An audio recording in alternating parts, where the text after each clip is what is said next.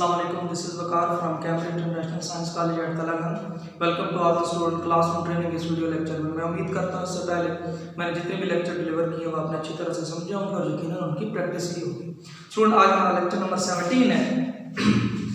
इससे पहले आपको 16 लेक्चर जो है वो डिलीवर हो चुके हैं और जिनको आपने अच्छी तरह से समझ लिया है। आज हमारा लेक्चर नंबर 17 है। इससे पहले हम पार्ट ऑफ स्पीच पे बात कर रहे थे और हमने पहला पार्ट ऑफ स्पीच जो नाउन के नाम से जाना जाता है उसके ऊपर डिटेल के साथ हमने डिस्कशन की थी।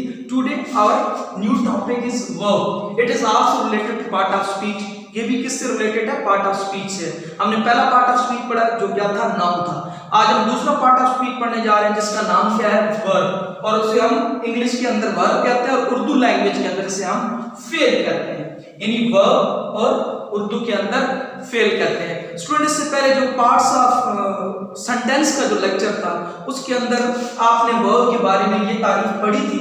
ये दोबारा वही मैं लिखने जा रहा हूँ, लिख दिया यहाँ पे, तो इसी को आप दोबारा फॉलो करोगे। तो अगर वो आपके माइंड में हो तो वहां पे हमने वर्ब के बारे में थोड़ी बहुत डिस्कशन की थी, जस्ट वर्ब के बारे में। लेकिन आज हम इसकी टाइप्स के बारे में पढ़ेंगे, यानी इसकी डिटेल के साथ जो है वो बात की जाएगी। स्टूडेंट आपने वीडियो को स्किप नहीं करना, पूरा लेक्चर देखना है और मेरे साथ बने रहना है ताकि आपको कोई भी टॉपिक ऐसा ना हो जो मिस हो जाए और बाद में आपको समझना है। स्टूडेंट अब हम बढ़ते हैं, let's move towards our topic.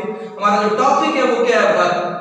Student verb क्या होता है? अगर सिंपल आम अल्फाज में बात की जाए तो काम को हम वर्ब कहते हैं। ये सिंपल सी तारीफ है। कोई भी आप काम कर रहे हैं, कोई बंदा भी कोई काम कर रहा है तो वो क्या कहलाता है? काम कहलाता है। लेकिन जब हम इसको स्टैंडर्ड इंग्लिश के हवाले से बात करते हैं, यानी according to English point of view बात करते हैं, तो इसकी कोई स्पेसिफिक पर्टिकुलर एक तारीफ है जिसको हम फॉलो करते हैं तो हमें पता चलता है कि वर्ब क्या होता है। क्योंकि वर्ब सिर्फ अमल तो बहुत सारे हो सकते हैं, आप उसकी कैटेगरी भी हो सकते हैं। स्टूडेंट आम अल्फाज में काम या अमल को हम क्या कहते हैं? वर्ब का नाम देते हैं। लेकिन स्टूडेंट अगर यहाँ तारीफ पे अगर आप गौर करें, वर्ब डिस्क्राइब, यानी वर्ब क्या करता है? बताता है, बयान करता है एन एक्शन, किसी भी अमल को। यानी वर्ब का पहला काम क्या है? अगर इसमें देखें तो पहला काम इसका क्या बन गया है कि ये एक्शन को डिफाइन कर रहा है, यानी किसी अमल को, किसी काम को सरअंजाम देने को क्या कर रहा है? डिफाइन कर रहा है। और दूसरा काम क्या है? Are state of the subject. क्योंकि स्टूडेंट आपने पढ़ा था सिंपल जो सेंटेंसेस थे कि जरूरी नहीं है कि हर जुमले के अंदर अमल मौजूद हो, हर जुमले के अंदर काम मौजूद हो। तो क्या जिसमें काम नहीं है उस जुमले के अंदर फिर वर्ब ही नहीं है? ऐसा नहीं होता, उसके अंदर कोई ना कोई वर्ब मौजूद होता है। यही बात समझने की है कि वर्ब दो तरह से डिफाइन होता है। जैसे मैंने आपको सब्जेक्ट दो तरह से डिफाइन किया था, तो हियर इज आल्सो वर्ब से जो वर्ब है वो भी क्या किया जाता है? From two point of view, it is discussed two point of view. इसको भी दो तरीकों से हम डिफाइन करते हैं। वर्ब डिस्क्राइब्स, यानी वर्ब क्या करता है? डिस्क्राइब करता है, बताता है एन एक्शन। एक्शन किसको कहते हैं? आपको पता है, किसी भी अमल को कहते हैं, फेल को कहते हैं। और स्टेट ऑफ द सब्जेक्ट, या सब्जेक्ट की हालत क्या है। यानी यहाँ पे दो बातें की गई। वर्ब सिर्फ एक चीज को नहीं बयान करता, सिर्फ एक्शन को डिफाइन नहीं करता, but it also defines, it also describes the state of the subject, यानी वो खास सब्जेक्ट किस हालत में। तो वर्ब की जब तारीफ हम करते हैं तो उसके अंदर दो इंपॉर्टेंट जो बातें हमने देखी है यहाँ पे, वो क्या है? एक एक्शन और दूसरा क्या है स्टूडेंट? स्टेट। यानी the verb is related with action and state. यानी वर्ब का ताल्लुक एक तो एक्शन के साथ है कि फलां बंदा खा रहा है, पी रहा है, दौड़ रहा है, बातें कर रहा है, कॉपी लिख रहा है, तो ये सारे क्या इसके अंदर अमल है। लेकिन बाद सेंटेंसेस ऐसे होते हैं जिनके अंदर कोई अमल नहीं होता। मिसाल के तौर पर ही इज माय ब्रदर, वो मेरा भाई है, this is my school, it is my college. तो क्या इनके अंदर कोई काम हो रहा है? खाना पीना, दौड़ना, लिखना? नहीं, कोई काम नहीं हो रहा स्टूडेंट। तो आंसर इज नो। तो यहाँ पे स्टूडेंट क्या है? यहाँ पे हालत बताई जा रही है, वो मेरा भाई है। ये जो है ना, यानी इज, ये किसको जाहिर कर रहा है? उसकी स्टेट को, यानी उसकी हालत को। तो स्टूडेंट यहाँ पे क्लियर हो गया कि वर्ब के दो फंक्शन है। वर्ब एक क्या करता है? किसी काम को बताता है जो उस जुमले के अंदर एक्शन हो रहा होता है, और दूसरा क्या है? सब्जेक्ट की हालत को एक्सप्लेन करता है। स्टूडेंट अब हम बढ़ते हैं इसकी काइंड्स की तरफ या इसकी टाइप्स की तरफ। तो स्टूडेंट आपके लेवल के मुताबिक जितनी टाइप जरूरी है मैं आपको पढ़ा दूंगा। इसकी काफी टाइप्स है, लेकिन जो इंपॉर्टेंट है आपके लिए according to your point of view तो वो मैं आपको पढ़ा दूंगा। काइंड्स ऑफ या टाइप्स ऑफ वर्ब क्या है? स्टूडेंट सबसे पहले जो टाइप है वो है लिंकिंग वर्ब। अब देखिए लिंकिंग से समझ आ रहा है, लिंक करना यानी जोड़ना। यानी ये बजाते खुद कोई काम नहीं कर रहा, बल्कि एक को दूसरे के साथ क्या कर रहा है? यानी दो चीजों को आपस में क्या कर रहा है? जोड़ रहा है, यानी लिंक कर रहा है। तो स्टूडेंट इंग्लिश लैंग्वेज के अंदर लिंकिंग वर्ब कौन से होते हैं? बड़ी इंपॉर्टेंट बात है और ये आपको पता भी है, अक्सर आप इसको पढ़ते रहते हैं। द हेल्पिंग वर्ब्स, स्टूडेंट यहां पे क्या बोला गया? The helping verbs are called linking verb. इंतहाई आसान तारीफ है, बिल्कुल सिंपल सी तारीफ है। द हेल्पिंग वर्ब्स यानी जो हेल्पिंग वर्ब्स है वो क्या कहलाते हैं? वो कॉल्ड लिंकिंग वर्ब। तो स्टूडेंट याद रखिएगा हेल्पिंग वर्ब सिर्फ 5 है, जो बाकी चीजें मैं आगे डिफाइन करने जा रहा हूं। अक्सर ये कंफ्यूजन हो जाती है कि हम बहुत सारी चीजों को मिक्स अप कर देते हैं, हम बहुत सारी वर्ब्स की काइंड को क्या करते हैं आपस में मिक्सचर बना के उसे हेल्पिंग वर्ब कह देते हैं। स्टूडेंट हेल्पिंग वर्ब सिर्फ 5 है, इज, आर, एम, वाज और वर। तो इज, आर, एम, वाज और वर ये जो 5 हेल्पिंग वर्ब्स है ना, they are included into linking verb. इनको किसके अंदर इंक्लूड किया जाता है? They are included in linking verb. इनको हम लिंकिंग वर्ब का नाम देते हैं। स्टूडेंट जहां पे इज, आर, एम आ जाए, एक तो वो क्या कहलाएंगे? यहां पे देखिए दो डेफिनेशन बन गई, यानी लिंकिंग वर्ब भी समझ आ गया और हेल्पिंग वर्ब भी समझ आ गया। यानी लिंकिंग वर्ब क्या है? हेल्पिंग वर्ब होते हैं, और हेल्पिंग वर्ब का दूसरा नाम क्या है? लिंकिंग वर्ब है। यानी ये एक दूसरे के क्या है? रिप्लेस किए जा सकते हैं। Is, are, am, was and were, यानी ये जो 5 हैं ये क्या कहलाते हैं? ये हेल्पिंग वर्ब कहलाते हैं। और इन्हीं को हम स्टैंडर्ड इंग्लिश के अंदर क्या कहते हैं, या आप इसे फंक्शनल इंग्लिश के अंदर लिंकिंग वर्ब का नाम देते हैं। तो स्टूडेंट पहली काइंड आई होप सो आपको क्लियर होगी है। नेक्स्ट इसकी काइंड है, ये थोड़ा पढ़ने में मुश्किल लफ्ज लग रहा है, इसे ऑक्सिलरी वर्ब कहते हैं। क्या कहते हैं student? Auxiliary. Auxiliary auxiliary verb क्या है? स्टूडेंट याद रखिएगा इंग्लिश लैंग्वेज के अंदर एक तो हेल्पिंग वर्ब्स होते हैं और दूसरा वर्ड्स होते हैं। ये बड़ी इंपॉर्टेंट बात है, यानी दो कैटेगरीज हैं। There are 2 categories in English language, one is helping verbs and the other category is noun as helping words. Verb और वर्ड्स। तो स्टूडेंट जो हेल्पिंग वर्ड्स है ना वो क्या कहलाते हैं? Auxiliary verb. अब स्टूडेंट जरा इनको मवाजना करें, इनका कंपैरिजन करें, यानी हेल्पिंग वर्ब्स क्या कहलाए? लिंकिंग वर्ब, और हेल्पिंग वर्ड्स क्या कहलाए?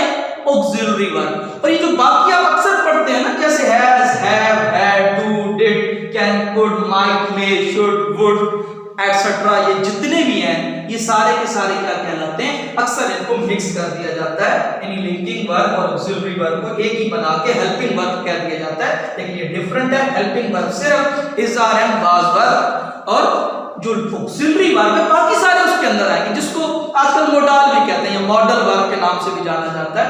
यानी can, could, would, should, might, may, has, have, had, did, does, do etcetera, ये सारे के सारे क्या कहलाते हैं? स्टूडेंट ऑक्सिलरी वर्ब कहलाते हैं। स्टूडेंट यहां पे क्लियर हो गया, ये दोनों कांसेप्ट आपस में आपने मिक्स नहीं करने। लिंकिंग वर्ब किस पे फोकस कर रहे हैं? हेल्पिंग वर्ब पे। And there are only 5 helping verb in English language, is, are, am, was and were. और जो ऑक्सिलरी वर्ब है ये किसके ऊपर रिलाई कर रहा है? ये किसके ऊपर फोकस कर रहा है? ये हेल्पिंग वर्ड्स पे कर रहा है। तो हेल्पिंग वर्ड जितने भी है ना स्टूडेंट, वो सारे के सारे क्या कहलाते हैं? वो ऑक्सिलरी वर्ब कहलाते हैं। अब यहां पे देखिए नेक्स्ट जो हमारा टॉपिक है 3 ट्रांजिटिव वर्ब। मुश्किल है, देखने में लग रहा है लेकिन इतना कोई मुश्किल नहीं है। जब मैं आपको एक्सप्लेन करूंगा तो आप उसको बिल्कुल आसानी के साथ समझ जाएंगे। इसको हम एग्जांपल की मदद के जरिए समझेंगे।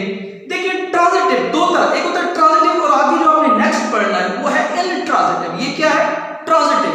अब ट्रांजिटिव वर्ब क्या होता है स्टूडेंट? जब आप लिखते हैं पार्ट्स ऑफ सब्जेक्ट, आप पार्ट्स ऑफ सेंटेंस पढ़ा था, उसके अंदर क्या क्या शामिल था? Subject, verb and object. Subject, verb and object. ये जो ट्रांजिटिव वर्ब होता है ना, ये मोहताज होता है ऑब्जेक्ट का, यानी without object you are unable to understand the sentence. You are unable to understand the sentence. यानी आप सेंटेंस को नहीं समझ सकते जब तक उसके अंदर ऑब्जेक्ट नहीं आएगा। मैंने आपको पार्ट्स ऑफ सेंटेंस के अंदर पढ़ाया था सब्जेक्ट, वर्ब एंड ऑब्जेक्ट। अगर जुमले के अंदर ऑब्जेक्ट नहीं है तो you will not be able to understand the sentence. आपको समझ ही नहीं आएगी कि जुमला है क्या, बात क्या की जा रही है।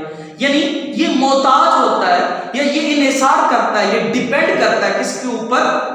ऑब्जेक्ट के ऊपर। यानी जब तक ऑब्जेक्ट नहीं आएगा जुमले का सेंस क्लियर नहीं होगा। तो अगर आपको पहला लेक्चर याद हो जिसके अंदर हमने बात की थी सेंटेंस क्या होता है। तो सेंटेंस के अंदर दो चीजें थी, ग्रुप ऑफ वर्ड और दूसरा क्या है, मेक्स अ कंप्लीट सेंस। तो फिर सेंस क्लियर नहीं होता। अब स्टूडेंट देखिए इसकी तारीफ क्या होगी कि इट डिपेंड्स अपॉन, ये इन्हिसार करता है या ये मोहताज होता है अ डायरेक्ट ऑब्जेक्ट, एक डायरेक्ट ऑब्जेक्ट का, यानी जब तक ऑब्जेक्ट नहीं आएगा आपको सेंटेंस का सेंस ही क्लियर नहीं होगा।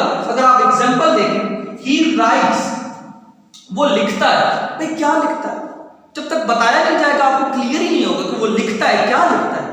यानी आपको पता है किताब लिखता है, कॉपी लिखता है, वो कोई लेटर लिखता है, कोई एप्लीकेशन लिखता है। तो यहां पे देखें, ही राइट्स अ लेटर। अब ये लेटर क्या था, ये ऑब्जेक्ट था,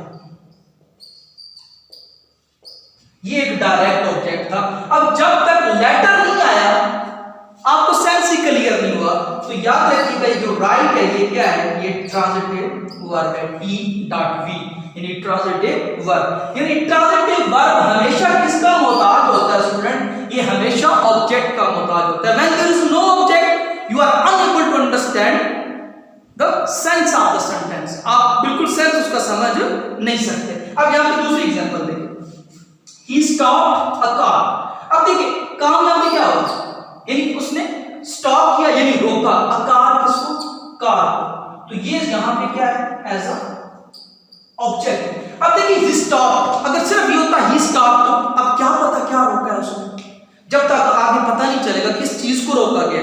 तो जब तक ऑब्जेक्ट नहीं आएगा तो सेंस जुमले का क्लियर नहीं होगा। तो जब हमने लिखा स्टॉप अ कार, अब देखिए स्टॉप क्या बन गया, ये ट्रांजिटिव वर्ब बन गया और ये क्या है, ऑब्जेक्ट का मोहताज है। यानी जब तक कार साथ में नहीं आया या जब तक लेटर साथ में नहीं आया तो वही वर्ब अनएबल टू अंडरस्टैंड, ये राइट और स्टॉप दोनों क्या कहलाते हैं, ये ट्रांजिटिव वर्ब कहलाते हैं। नेक्स्ट प्लान, आई मेड, मैंने बनाया, क्या बनाया, आई मेड, मैंने कुर्सी बनाई, मैंने घर बनाया, या मैंने कोई चेयर बनाई, या मैंने कोई डेस्क बनाया, यानी क्या चीज मैंने बनाई है।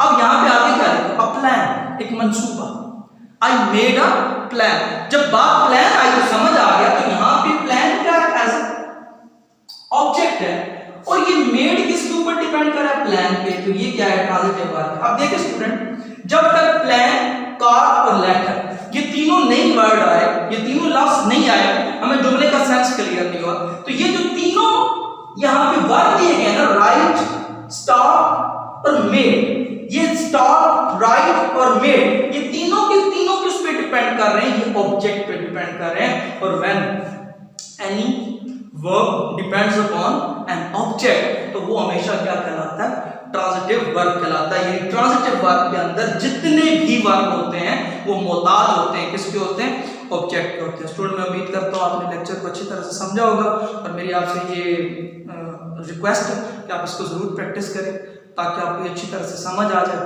ताकि जब आप स्कूल या कॉलेज के अंदर एंटर हो तो आपको किसी भी किस्म की हेजिटेशन का सामना ना करना पड़े। अपना ख्याल रखिएगा, अपने घर वालों का ख्याल रखिएगा। शुक्रिया।